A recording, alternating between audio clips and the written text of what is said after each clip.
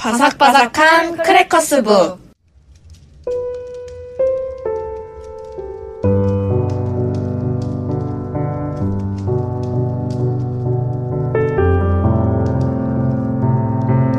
안녕하세요. 안녕하세요. 되게 오랜만에 뵙네요. 그러니까요.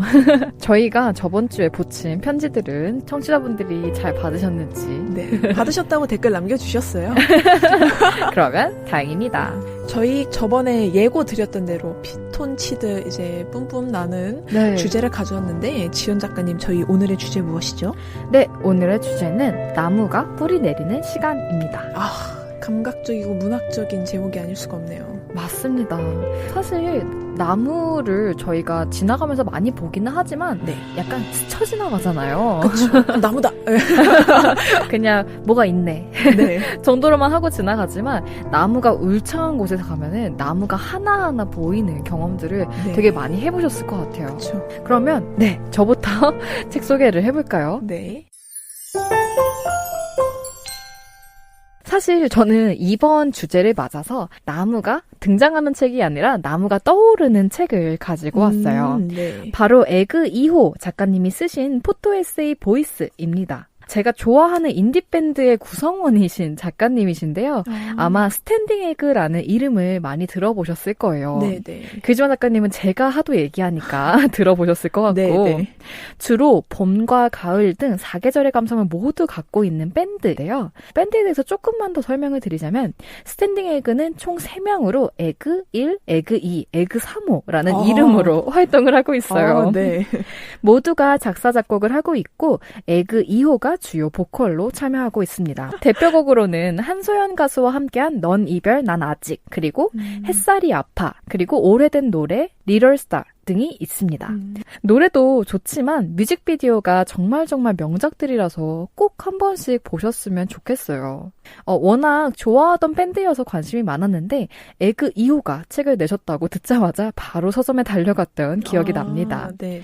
포토 에세이인데요. 대부분 그렇듯 좋아하는 인물이나 작가가 있으면 그 사람은 어떤 생각들을 하는지 계속해서 알고 싶잖아요. 네. 그래서 전 좋아하는 인물들이 책을 내면 거의 다 읽어보는 편인데 지금 이 보이스라고 하는 제목의 책은 에그 이후의 개인적인 생각들과 포토 에세이를 담았지만 표지와 글지만 작가님 방금 얘기해주신 앞쪽에 있는 1, 2페이지에 나와 있는 사진들은 뮤직비디오에서 사용됐던 사진들과 배경지예요. 그래서 보이스라는 음악에 맞춰서 제작된 뮤비이기 때문에 한 번씩 또 보고 책을 보시면 더 재밌게 읽으실 수 있을 것 같아요. 네. 이 책은 보이스라는 제목에 맞게 목차도 4가지의 목소리로 이루어져 있어요. 첫 번째 하루의 목소리, 두 번째 관계의 목소리, 세 번째 음악의 목소리, 네 번째 여행의 목소리입니다. 조금 특별하게 다가왔던 구절이 있어서 소개를 해드리자면 168쪽인데요. 아무래도 가수라는 직업의 특수성 때문인지 사람들이 이런 이야기를 굉장히 많이 했다고 해요. 나도 꿈이 있었다. 거나 먹고 살려면 하고 싶은 일만 하고 살 수는 없다거나 등의 이야기요. 그래서 에그 2호가 이런 질문들을 반복해서 듣고 자신이 생각하길 자신도 역시 그들과 마찬가지로 많은 것들을 포기해가며 살고 있었는데 오히려 억울한 생각이 들었다고 해요. 169쪽에 내가 음악을 위해 안정적인 미래를 포기해야만 했듯이 누군가는 안정적인 미래를 위해 음악을 포기했을 뿐이었다. 우리는 누구나 평생 동안 이런 식으로 자신이 더 소중하다고 생각하는 일들을 선택하고 어쩔 수 없이 나머지 것들을 하나씩 힘겹게 포기해가며 산다. 수많은 선택의 토너먼트에서 마지막까지 남겨진 것들은 각자에게 더욱 크고 소중한 의미가 될 수밖에 없다라고요. 이 생각들을 보면서 글지만 작가님과 저도 작가 생활을 하면서 들었던 질문들과 굉장히 비슷하다고 많이 맞죠. 공감이 많이 되는 것 같아요. 네, 저도 게스트하우스나 어느 새로운 공간 가면은 새로운 사람을 만나게 되는데 처음에는 좀 창피했거든요. 글 쓰고 있어요. 이렇게 기어 들어가듯이 얘기하다면 이제는 그냥 당당하게 얘기하면은 어떤 분들은 꼭 나도 죽기 전에 꼭 책 한 권 내보고 싶은 게 꿈이에요. 이 말씀을 정말 많이 하시거든요. 하시더라고요. 맞아요.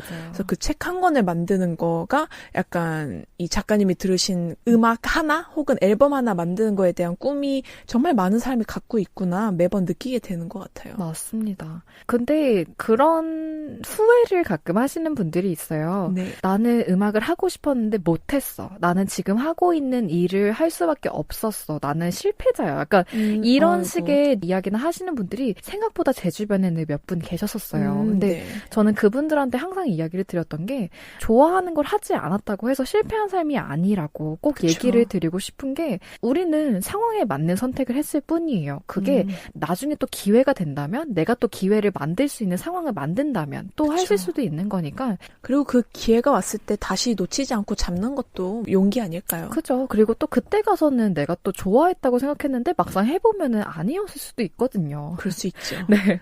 그렇기 때문에 사람들은 약간 모두 자신이 결정한 것들을 토대로 삶을 살고 있잖아요. 네. 그 선택을 하기까지 얼마나 많은 시행착오가 있는지 우리는 모두 다 잘 알고 있기 때문에 그 과정마저 정말 소중하다고 다들 느끼셨으면 좋겠습니다. 그래서 저는 약간 나무가 뿌리 내리는 그런 느낌으로 네. 약간 설명을 드리고 싶어서 이 책을 소개를 드렸는데 잘 전달이 되었으면 좋겠고요. 꼭 한 번씩 읽어보셨으면 하는 책입니다. 그러면 다음으로 글지마 작가님 책 소개 한번 들어볼까요? 네, 저는 나무의 시간이라는 책을 가져왔고요. 지은이는 김민식님, 그리고 출판사는 프레드입니다. 네, 이 책을 구매한 거는 이제 최근에 인천에서 열린 싱얼롱 페이퍼였는데요. 네. 마렌북스 사장님이 가져오신 책을 제가 친구가 보고 있는데 낼름 구매를 했습니다. 특이한 거는 일단 나무의 시간이라는 제목답게 어슴푸레한 안개에 쌓여있는 표지 아래에 책 띠지처럼 아예 그냥 표지를 두르셨더라고요. 네네. 노란색으로. 너무 좋은 것 같아요. 그래서 순간 보고서 이제 띠지 내려 보려고 했는데 안 만져지는 거예요. 아. 그래서 이게 같이 있는 거구나라고 생각을 그때서야 했고요. 네네. 나무를 좋아하다 보니까 책을 바로 구매할 수 있었는데 일단 책 얘기를 먼저 하자면 김민식 님은 내촌 목공소의 목재 상담 고문이시라고 해요. 한국의 목재 산업이 활황을 띠던 시절부터 40여 년 동안 목재 딜러, 목재 컨설턴트로 일을 하셨는데요. 2016년부터는 강원도 홍천 내촌 목공소에서 건축가 디자이너를 대상으로 목재 컨설팅 및 강연을 하고 계신다고 합니다. 네. 목재 컨설팅이라는 단어 되게 의외의 조합 아닌가요? 약간 클라이언트들이 원하는 목재를 찾아주거나 아니면 그 공간에 맞는 목재를 추천해 주시는 걸까요? 저도 정확한 건 모르지만 네. 뭔가 독립출판을 알고 싶은 사람들에게 클래스가 무척 소중하다면 이런 나무에 대해서 알고 싶은 인테리어 관계자분들에겐 이런 강연이 무척 중요하지 않을까 그런 생각을 잠깐 했고요. 네네. 또 이런 제가 말씀드린 거에서 가장 많이 나온 내촌 목공소에 대해서 얘기를 하자면 목공소는 일단 나무로 가구, 창틀 따위 물건을 만드는 곳이라고 해요. 네. 그래서 사이트를 또 제가 들어가 봤는데 네네. 거기에 소개로는 집 짓기에 있어서 기획, 디자인, 설계부터 최종 시공까지의 전 과정을 일괄 작업하는 곳은 국내에서 내촌 목공소가 유일할 듯합니다. 라고 써 있더라고요. 네네. 그러니까 주로 인테리어 같은 거는 외주를 주기도 하고 그냥 쌓는 것만 나무로 하는 경우도 있지만 이곳은 뭔가 처음부터 끝까지 우리가 한다는 그런 자부심이 보였던 것 같아요. 네네. 책은 김진명 소설가님이 추천사를 쓰면서 시작을 하는데요. 추천사 내용처럼 저자가 갖고 있는 나무와 관련한 고급 지식과 놀랍도록 흥미로운 이야기를 통해서 과연 나무는 본질적으로 어떤 생명체인가 하는 근원적인 질문까지 들어가게 하는 책이랍니다. 작가님 말에 따르면 1970년부터 80년대 초까지 우리나라 산업의 최대 수출 품목이 합판이었다고 해요. 네. 그러니까 나무로 만든 널찍한 판을 말하는 거겠죠. 작가님은 국가 최대의 산업군에서 일한다는 그런 자부심을 안고 미국 시장을 이제 점유하러 떠나게 되셨는데 네. 결과는 무척 참담했다고 해요. 네네. 왜냐하면은 한국 상품은 일단 싼가? 이런 가격면 외에는 어떤 것도 고려되지 않는 품목이었다고 합니다. 그 당시에는. 그래서 내가 어떤 제품을 어떻게 가져가도 가격에 따라서 측정되는 그게 무척 참담 상담하셨다고 하고요. 심지어 이제 휴스턴에 있는 어떤 시장에서는 우리나라 합판이 10장에 $50, 그러니까 한국 돈으로 따지면 한 6만 원 정도 될까요? 네. 그 정도의 가격이었다면 같은 면적의 영국 바닥은 $50,000에서 거래되었다고 해요. 네. 그러니까 무려 1000배, 제가 생각하기엔 1000배 차이였던 거죠. 그때부터 목수님은 이러한 차이가 어디에서 나는 걸까? 무엇이 차이일까? 그것을 알기 위해서 주변에 보이는 나무마다 어디서 만들어졌고 어떤 나무를 썼고 어떤 역사를 갖고 있는지 살피게 되면서 네네. 이런 지식을 축적하게 되셨다고 합니다. 지금 이 책의 목재를 같이 살펴보면은 엄청 다양한 곳에서 사용되는 목재들에 대해서 보여주고 계신데 자동차에는 내장재에 실제 나무를 쓰는 브랜드들이 있대요. 네. 롤스로이스, 벤틀리 같은 영국의 제조사들은 마호가니, 로즈우드 같은 북반구의 호두나무, 느릅나무도 사용을 내장재로 한다고 하네요. 호두나무가 되게 비싸다고 하더라고요. 그래요? 네, 그리고 나라마다 비싸다고 느끼는 나무들이 무척 다른데 그 이야기가 또 나오죠. 285페이지에 세상에서 가장 비싼 나무라는 것이 있는데요. 어떤 클라이언트는 이런 거 물어본다고 해요. 가장 좋은 나무가 뭔가요? 하지만 그거에 대해서 답을 드리자면 가장 좋은 나무란 없다고 합니다. 사용하는 사람의 취향에 따라 다르고 또 이곳이 어디에 쓰이고 목적이 뭔지에 따라서 그게 무척 다른데 그렇지만 가장 비싼 나무는 있다고 하세요. 저희가 주로 생각할 수 있는 나무는 뭔가 약간 말씀해주신 마호가니 이런 게 있을 수 있는데 한국과 일본, 중국에서는 흑단, 자단, 장미목이라 불리는 목재가 청정부지 가격으로 거래된다고 합니다. 국제시장에서는 부르는 게 값이라고 해요. 흑단이라는 목재는 되게 많이 들어봤었는데 엄청 고가인 거는 몰랐네요. 네네. 그것도 그렇고 이제 장미목이라는 거는 나무 속 색깔이 이제 장미처럼 붉다고 해서 붙여진 이름인데요. 최근 독일에서는 목재 엔지니어링계의 일대 혁명이 일어났는데 독일에 있는 작은 제재소에서 세계 최초로 진공 열처리 건조로 목재를 가공해서 흑단처럼 아예 나무를 만드는 그런 기술을 발전시켰다고 하네요. 그래서 목재를 완벽하게 건조하고 나니까 나무의 색깔이 자연스럽게 검은 흑단처럼 변해서 뭔가 흑단의 대체재로 쓰일 수 있지 않을까. 기술이 이렇게 발전했다는 점에서 작가님이 무척 놀라신 것 같아요. 사실 목재에 관해서는 일반인들이 거의 잘 모르기 때문에 발전되는 방향 같은 것들도 잘 모르실 수 있는데요. 지금 글지마 작가님이 얘기해 주시니까 그런 식으로 또 발전이 대체재를 발명함으로써 그런 것들도 되게 신기하게 다가오네요.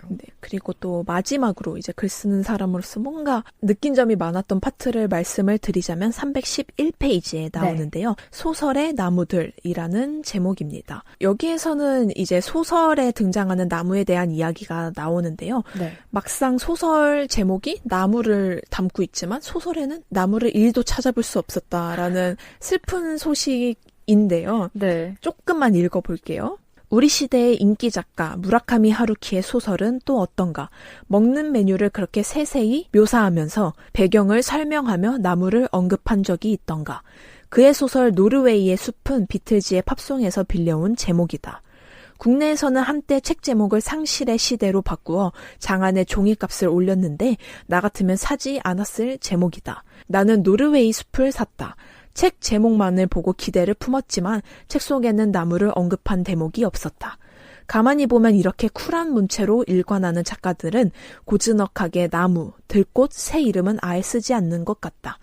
노벨 문학상을 수상한 터키의 작가 오르한 파묵의 글도 마찬가지다. 터키의 광활한 대지 위에 나무 위에 그냥 눈이 내린다. 장황한 그래서도 오스만 터키의 나무 식생을 읽지는 못했다. 저는 이걸 보면서 저도 뭔가 글을 쓸 때 나무는 그냥 뭐 키가 큰 나무 혹은 뭐 나이테가 조금 두꺼운 나무 이 정도만 썼지 그거에 대한 방금 작가님이 말씀하신 식생 아니면은 이름을 명확히 언급하면서 나무의 특성은 쓰지 않았던 것 같더라고요. 그래서 이런 걸 보면서 많이 반성하는 그래서 또 나무를 더 공부해야 되겠다고 생각을 많이 한 책이었습니다. 너무 좋은 책이네요. 이렇게 2권의 책 소개가 끝났는데요. 여러분들이 건강한 매일매일을 보내시길 바라면서 다음 주에 찾아뵙는 걸로 할까요? 그러면 저희는 방송으로 또 찾아뵙도록 하죠. 네, 알겠습니다. 감사합니다. 감사합니다.